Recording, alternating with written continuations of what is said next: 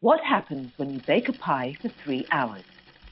Welcome to your guardian chef, your angel in the kitchen.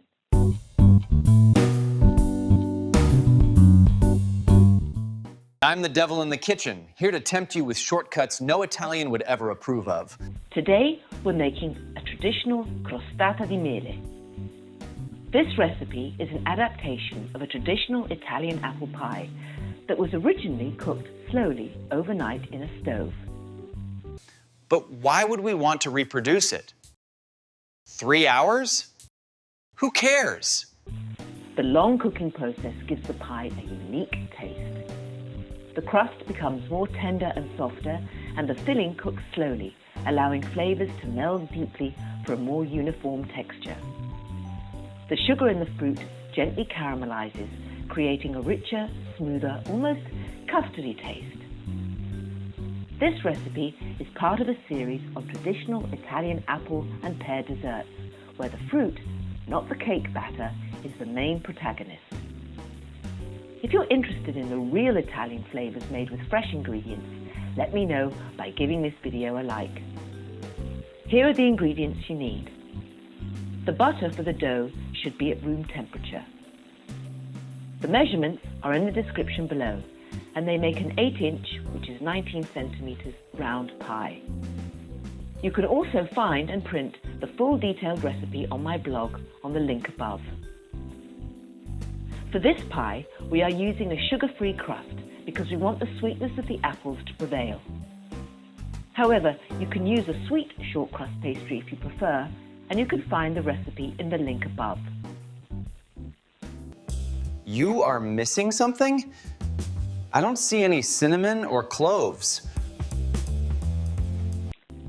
Yes, we aren't adding any spices to the apples because we are adding cognac. Give it a try and let me know what you think in the comment below. In an electric mixer, combine the butter, egg, flour, and 2 tablespoons of water. The water gives the dough a smoother consistency, making it easier to roll with uniform edges. Mix until the dough comes together, then wrap it with plastic wrap and chill in the fridge for 30 minutes. Now let's prepare the apple filling. Peel and cut your apples into chunks. Place them in a pot with the brown sugar and cook over medium heat, covered. Let them cook for 10 minutes, stirring occasionally to prevent the bottom from burning. At the end, add the cognac and let it evaporate for a few seconds. Stir to mash all the apples into a uniform paste. Cover and let the mixture cool completely. Now we prepare the pie. First, coat your pan with butter and flour. Take the dough from the fridge and cut it into 2 pieces, one for the bottom, about 2/3 of the dough, and the other for the top, about 1/3 of the dough. Roll out the larger piece until it's big enough to cover the bottom and sides of your pan. Lay the dough in the pan and trim the excesses from the edges, adding the trimmed dough to the smaller top piece. Pierce the bottom of the dough with a fork to prevent it from rising while cooking. Roll out the dough top and return it to the fridge. Once the apple filling is cold, pour it evenly into the pie. Cover the pie with the top layer of dough, pressing down to seal the borders.